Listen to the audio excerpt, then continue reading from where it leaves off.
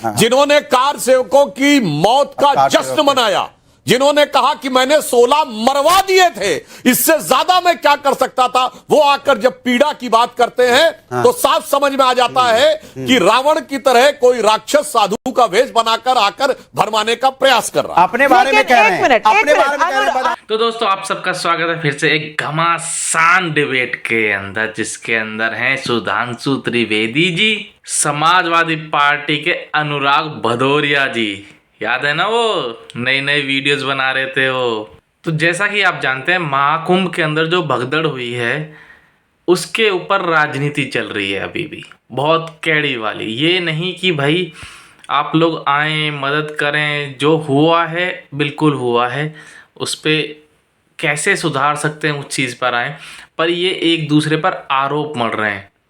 और ये वो लोग हैं जिन्होंने अपने टाइम पर आज से 12 साल पहले जो कुंभ हुआ था उसके अंदर शंकराचार्य पर भी लाठी चलवाई थी।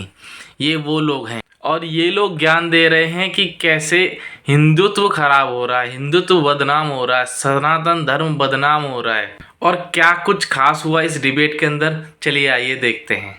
और अनुराग भदौरिया जी, अखिलेश यादव जी के सवाल अपनी जगह बिल्कुल सही, जवाबदेही है, सवाल पूछने भी चाहिए, लेकिन हर बार अटैक पर योगी जी के वस्त्र, योगी जी के योगी होना, योगी जी के थ्रू सनातन को अटैक, ये क्यों हो रहा है? क्योंकि सवाल ये उठता है कि आपको हर बार सनातन को नीचा दिखाने की, योगी जी को नीचा दिखाने की, उनके वस्त्र को, भगवे को नीचा दिखाने की जरूरत क्यों पड़ती है? देखिए नाविका जी, एक बात माननी पड़ेगी, मनुष्य जो होता है वो सबसे बड़ा होता है।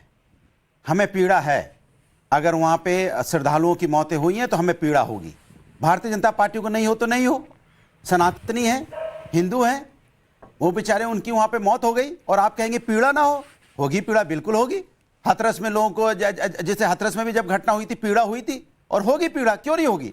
अगर किसी की मौत होगी तो हमें पीड़ा होगी, क्योंकि ये मेरी जिम्मेदारी बनती है।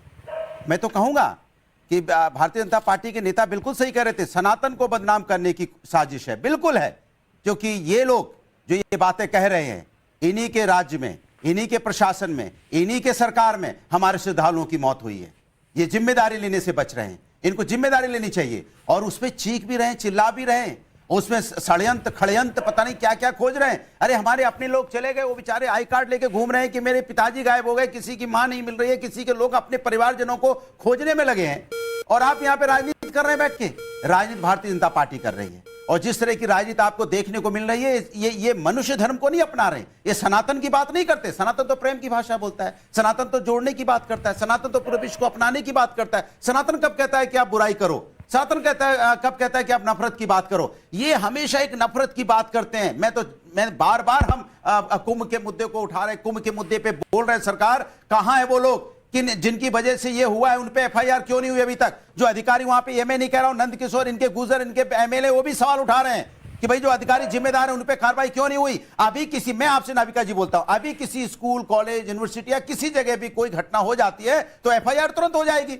यहां पे घटना हुई कि किसकी कमजोरी की वजह से हुई, क्यों नहीं हुई अभी तक? जब आप ये नहीं पता लगा पा रहे हो कि किसकी वजह से घटना हुई है, तो आप क्या पता लगाओगे कि आप हमारे उत्तर प्रदेश में क्या हो रहा है? इसीलिए उत्तर प्रदेश में लगातार भगवान ना करे, घटित हो रही है, भगवान ना करे, पे डालते हो। भगवान ना करे, प्रभु ना करें कि कहीं पर भी किसी इस तरह की घटना हो। कम से कम मेरी प्रार्थना इतनी रहेगी। लेकिन सुधांशु जी, दर्द हो रहा है, ये मेरी समझ में आ रहा है, और मैं कह रही हूं कि सवाल पूछिए योगी सरकार से सवाल, ये आपका हक है। लेकिन बार बार भगवे पर, योगी पर, सनातन पर वार करना क्या जरूरी है? ये सवाल, इसका जवाब क्यों नहीं आता?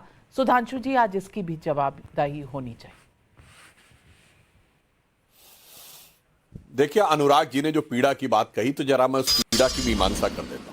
जिस पार्टी ने अभी मात्र कुछ दिन पहले, इनके गठबंधन सहयोगी ने क्या कहा, खड़गे जी ने, कि गंगा में डुबकी लगाने से कोई नौकरी नहीं मिलती, भूख प्यास नहीं मिलती। उससे पहले इनके पार्टी के लोगों ने हिंदू धर्म ग्रंथों की प्रतियां जलाई। उसके बाद इनके साथ के जो बिहार में लोग थे, उन्होंने हिंदू धर्म के बारे में अपशब्द बात कही। रामायण रामचरितमानस के बारे में, ये बिल्कुल रिसेंट बता रहा हूं, ये पिछले 1.5 साल की, और 1 साल पहले ये सारा का सारा प्रोसेस कहां से शुरू हो रहा है दर्शकों को समझने की आवश्यकता है। 1 साल पहले यहां पे कॉन्फ्रेंस होती है तमिलनाडु में, इरेडिकेशन ऑफ सनातन धर्म, यानी सनातन धर्म का समूल नाश। अब आइए और पीछे जाइए, 2021 में पूरी दुनिया में एक कॉन्फ्रेंस होती है, डिसमेंटलिंग ग्लोबल हिंदुत्व, यानी हिंदुत्व को कैसे नष्ट करना है। और अब मैं बताना चाहता हूं 2021 में एक हेनरी लूसी फाउंडेशन है यूरोप की, जिसके मिस्टर क्रिस्टोफर शार्लेट हैं, जिन्होंने कहा कि हिंदू मेजॉरिटरिज्म को कंट्रोल करने के लिए क्या करना है, कास्ट सेंसस का प्रोजेक्ट लेना है।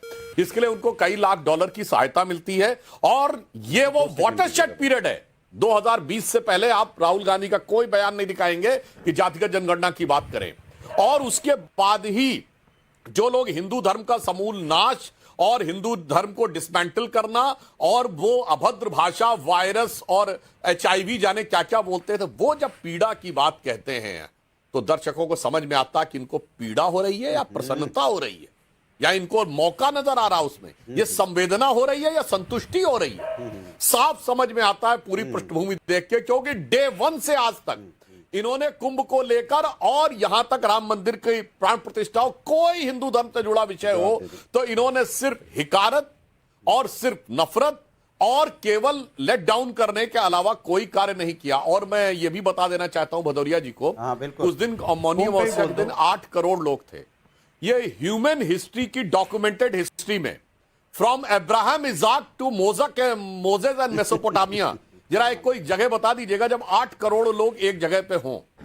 मगर इसके बावजूद इन लोगों ने जिस प्रकार की बातें कही हैं, पूरा देश भली बात ही समझता है। यदि आपने रत्ती भर भी संवेदना होती, एक बयान दिखा दीजिए जो धर्म संस्कृति के पॉजिटिव में हो, उसके बाद आप बताइए। मैंने 1 दर्जन बयान गिरा दिए जो आपने धर्म संस्कृति के अगेंस्ट में नहीं, नष्ट करने, ध्वस्त करने के संकल्प के लिए। सुन लीजिए, बड़ी तकलीफ हुई सुधांशु जी, जिन लोगों की श्रद्धालुओं की मौत हुई है, आपका दिल नहीं पसीजा, कचोटा नहीं अंदर से, एक शब्द नहीं बोल पाए। कैसी बातें करते हैं आप सनातन की बात करेंगे, आप मानव धर्म को भी को नहीं अपनाते हैं। दूसरी बात, आपके मंत्री क्या कह रहे थे, छोटी मोटी घटनाएं हो जाती है, हटाया आपने मंत्री को, निकाला, उसको निकाल अपने मंत्रिमंडल से बाहर फेंका, छोटी मोटी घटना बता रहा था। कमाल की बात कर रहे हैं। और मैं बार बार सुधांशु जी आपसे कह रहा हूं, कुंभ के बारे में बात करने में आप किस मुंह से बात करते हैं?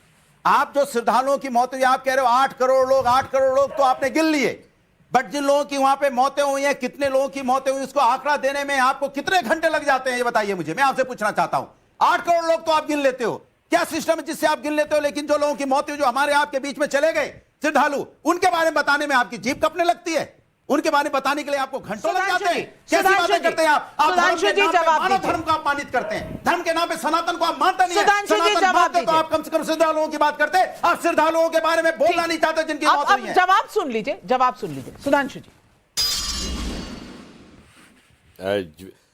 देखिए कितना विचित्र, दुर्भाग्यपूर्ण और दुर्दांत वक्तव्य यह व्यक्ति दे रहे हैं। भाई, जिस दिन घटना हुई उस दिन शाम तक मृतक और घायलों दोनों की सूची जारी कर दी गई। आप कह रहे हैं कि तुरंत नहीं बताया गया। अरे भाई, जो लोग घायल हैं उनकी आइडेंटिफिकेशन होगा, और घायलों में से कोई मृत भी हो सकता है कुछ घंटे के बाद, ऐसा तो है नहीं, इसीलिए बाकायदा बताया गया। और आज सदन के अंदर पीयूष गोयल जी ने स्पष्ट बताया कि 1954 में 800 लोगों की डेथ हुई थी नेहरू जी के जमाने में, ये सरकारी आंकड़ा था।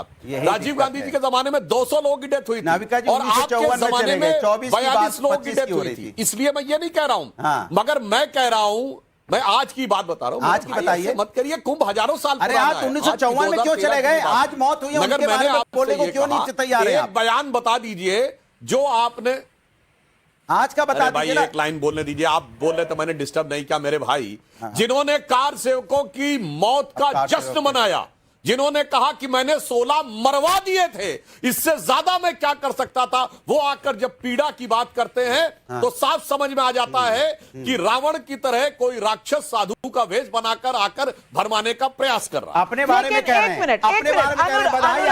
अनुराग भदौरिया जी,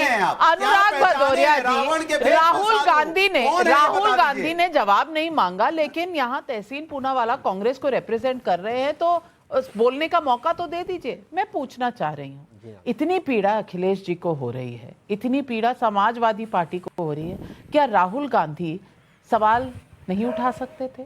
उन्होंने नहीं उठाया, तो देखो राजनीति कहाँ कहाँ क्या क्या रंग खिलाती है, दिखाती है। और मैं बस यही कहूँगा कि महाकुंभ में जाइए, नहाइए, शांति से जाइए, शांति से आइए। अब सबका ध्यान रखिए, क्योंकि देखो महाकुंभ है, वो सबसे बड़ा मेला है, तो ध्यान से जाइए। बाकी मिलते हैं नेक्स्ट वीडियो में, तब तक के लिए जय हिंद, जय भारत।